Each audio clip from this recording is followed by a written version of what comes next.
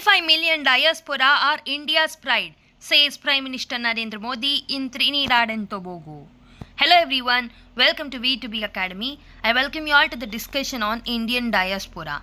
So what is the context of this news? Before discussing about Indian diaspora and the other details which are related to UPSC, let me tell you a few things about this particular context of the news. So we know Prime Minister Narendra Modi has visited recently to 5 nations. Okay, he went to a broader 5-nation tour.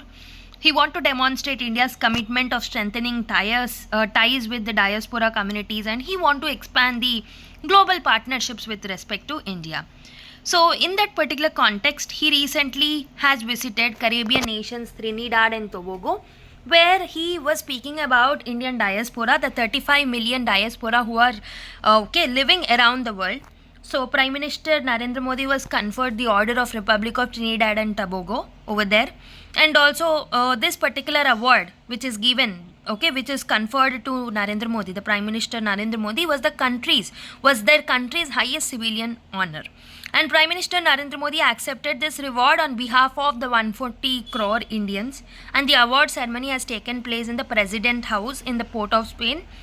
And also Prime Minister Narendra Modi became the first Indian Prime Minister to address the joint session of the Trinidad and Tobago's Parliament. So in this particular address, which was actually happening in iconic Red House is a historic seat of the country's Parliament. So at that particular place, he was delivering a speech.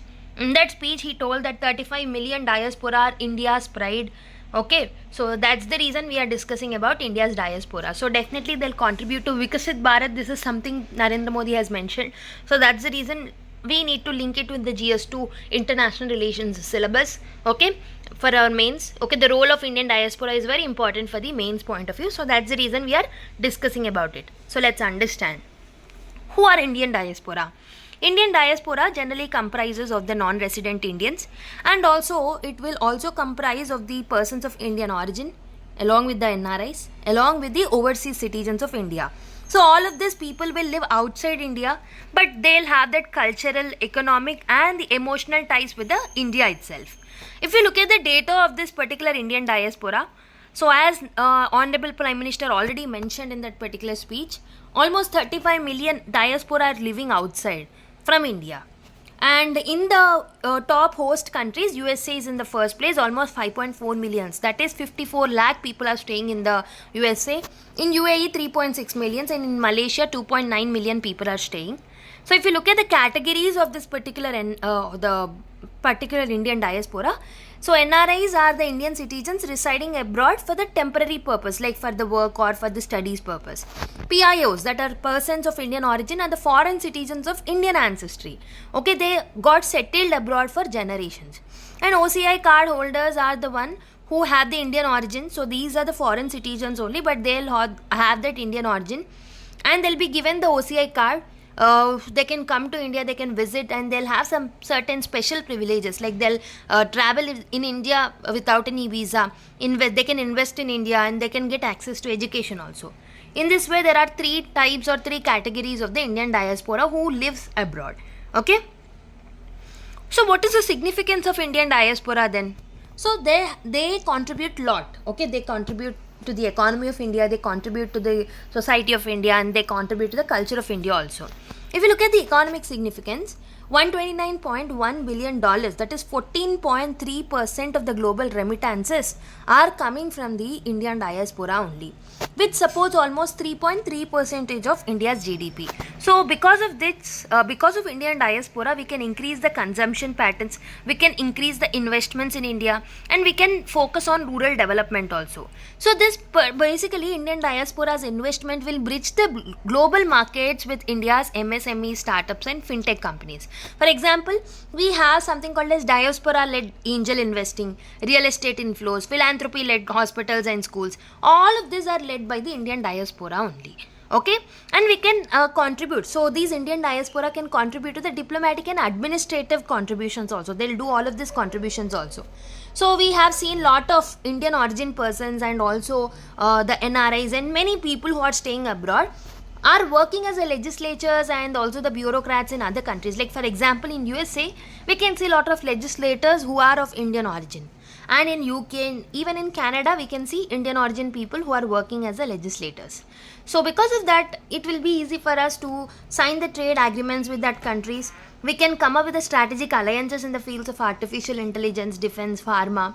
Okay, so diaspora lobbying aids visa reforms also. So definitely if diaspora is more, visa reforms can also be done by both the countries. Climate actions can be done by both the countries. We can partnership with respect to digital partnerships. Even in these particular countries where Narendra Modi has visited, he was speaking about initiating UPI over there. Okay, so that kind of digital partnerships can also be done. We can actually focus on soft power. So Indian diaspora will act as a tool of soft power. Okay, they'll act as a tool for soft power diplomacy and cultural diplomacy. We can promote the techniques of yoga, Ayurveda, Diwali and Bollywood. All of these cultures can be actually popularized in that particular countries. We can celebrate Diwali, and in most of the US states, Diwali is given and declared as a holiday also. So that kind of influence they have at that particular country. So they'll facilitate India's cultural diplomacy by actually encouraging the art festivals, food expos, and also temple architectures. And knowledge economy and innovation can also be done. Indian origin CEOs are also there in top global firms. For example, Google Sundar Pichai. Okay, in Microsoft Satya Nadella, and also in Adobe also. In this way, in the same way, Indian origin CEOs are there in global best markets and best companies. So diaspora researchers are also collaborating on quantum computing and climate resilient agriculture, public health. In all of this, we can actually collaborate with India's diaspora. And they'll do philanthropic work, they'll help in nation building process. For example, we have something called as India Development Foundation of Overseas Indians. So through this channel, there'll be funding in rural electrification, school infrastructure, water conservation. All of this will help in rural development process, right? For example, diaspora funded IIT campuses are there in India. So they are funding to tier 2 cities, hospitals also. Okay.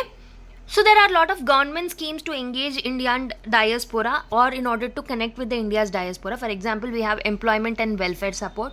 So as part of employment and welfare support, Indian government has come up with e-migrate portal. Through this portal will ensure safe and transparent overseas recruitment. So whenever they are staying abroad, we must ensure that they are properly employed and they are having that particular livelihood over there. To ensure that e-migrate portal helps them. Okay, so next one is Madhat portal. So this is a grievance redressal mechanism portal for NRIs who are getting exploited over there in order to solve the grievances that they are facing over there. So Madhat portal has been bought. Then next one is Pravasi Bharatiya Bima Yojana. So this will actually have an insurance coverage for the Indian citizens over there. Okay, almost insurance coverage of 10 lakhs will be given to them. And along with that, in the recent visit to this Trinidad and Tobago, so Narendra Modi has come up with something called as OCI card expansion for the citizens of Trinidad and Tobago. Indian origin cities of Trinidad and Tobago. Now they'll be getting eligible. Okay, they are eligible now to get the OCI cards. So they'll be given OCI cards so that they can come to India, they'll work in India, and we can increase the people to people ties with them, and it will encourage the diaspora from these particular countries to maintain cultural and economic ties with India. And also Narendra Modi has come up with digital payment revolution also. So Trinidad and Tobago became the first Caribbean nations to adopt the India's UPI payments. Okay, so this definitely demonstrates India's growing influence in the financial technology abroad. Right, so this definitely benefits both the countries. So it will benefit the Trinidad and Tobago and also India. Okay, so this shows the India's soft power diplomacy also. And there are a number of MOUs that we have signed with the Trinidad and Tobago, like we have signed with respect to diplomatic training. Okay, sports cooperation in the fields of cultural relation centers, cultural exchanges, pharmaceutical accessibility, infrastructure development. In all of these fields, we have tied up with the MOUs. Okay, we have signed the MOUs with the Tobago. Okay, so we have also promised that we'll provide 2,000 laptops for the students in the Trinidad and Tobago for studies. We have promised for the educational infrastructure development also.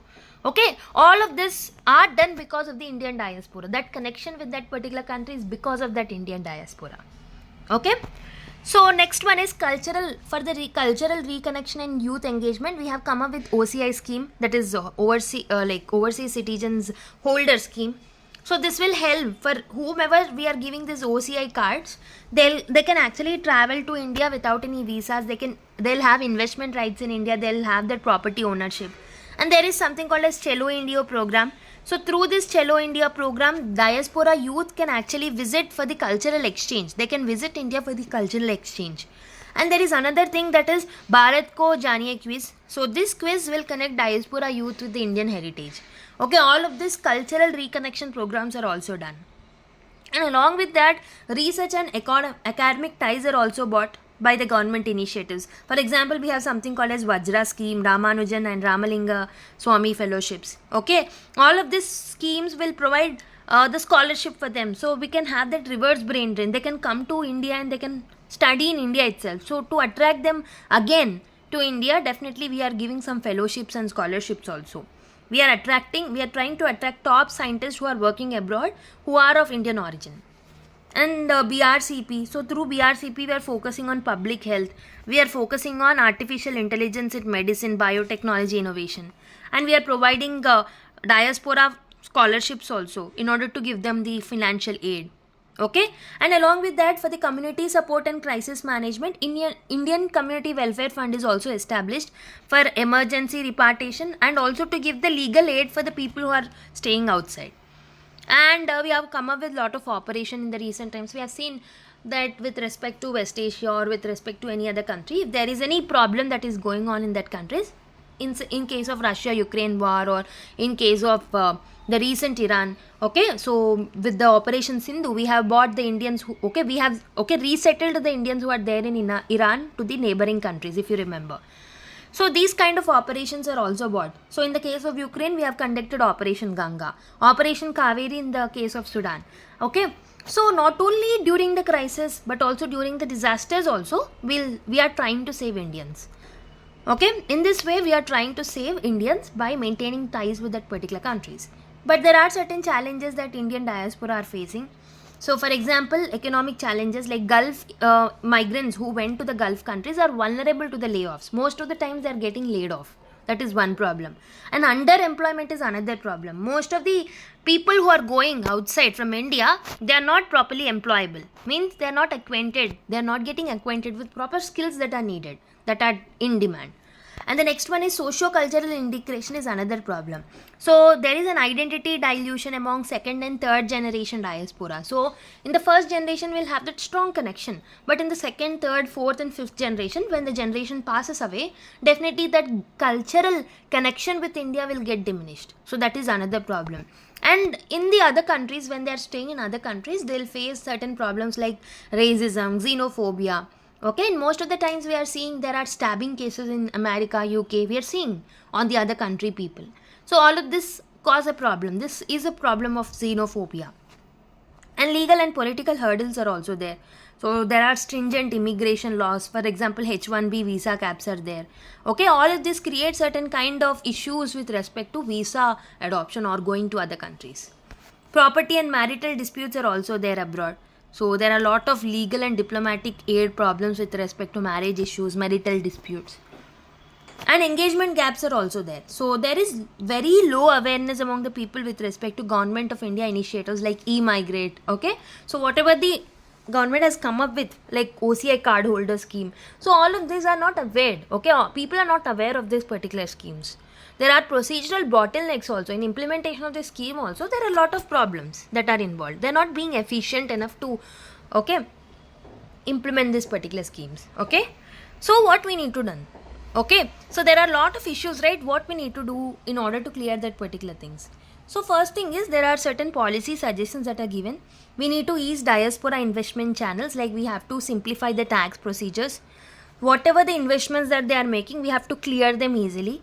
And we have to enable remote NRI voting so that they can vote, okay, they can take part in our democracy, okay, democratic processes.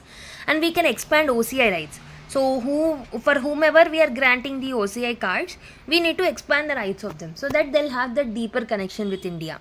And cultural and educational integration can also be done. So for that, Indian language learning programs needed to be launched abroad. and Indian cultural centers in major cities of abroad needed to be launched. And tech based engagement is another thing that we can do. Okay, we have to develop diaspora engagement apps for instant policy access on, and also in order to come up with the grievance redressal mechanisms, we can come up with a technology based engagement. AI based matchmaking for diaspora skill deployment in Indian industry is also something we can do. Okay, we can come up with the apps, we can use technology in order to connect them. So all of this can be done, right? So, and we can actually go through the strategic diplomacy also. We need to use diaspora networks for like solving the problems like climate negotiations, global digital regulations, for solving the problems of space, for solving the problems of defense. Okay, all of this can be collaborated with the other countries by using a tactic of by using the soft power tool called Indian diaspora. So definitely Indian diaspora are spreaded across 200 nations, 200 plus nations. So definitely they are very important for us. Okay, so they are like ambassadors to India. They are the cultural ambassadors to India. So they are not a remittance givers. Okay, they are not just about remittance engine, but they'll have that strategic influence. They'll have that cultural influence. Okay, they are the diplomatic assets. They are the intellectual assets. Okay, so by institutionalizing the engagement, definitely by addressing the challenges that are there, by addressing the gaps that are there, okay, by providing some mutual platforms for the collaboration with that particular people, definitely diaspora can play a major role in achieving the goal called Vikasit Bharat by 2047. Okay, so this is about Indian diaspora. So in the context of the recent visit and the recent statements made by Narendra Modi, the Honorable Prime Minister, so I have picked up this particular topic. Indian diaspora is a topic that is directly linked for the GS2 syllabus, very very important. So you can get access of this particular PDF if you want through our Telegram channel, the link of which will be placed in the description box. So please go through that particular link, go to the Telegram channel and get access of the PDF. Okay, so thank you everyone. Let's meet in the next class. So don't forget to subscribe, because most of the people are watching but they are not subscribing. Please make sure you hit the subscribe button, because that is the only source of motivation that I get to come up with more such content. Okay, even my team are doing a lot of background work. So in order to make them encouraged or persuade them, in order to persuade them also, I need that strength. So that can be given by you people through subscribes and by giving feedbacks, okay, by liking these videos and by sharing these videos with your friends and fellow aspirants. Okay, so thank you everyone. Keep smiling. Bye bye. Let's meet in the next class.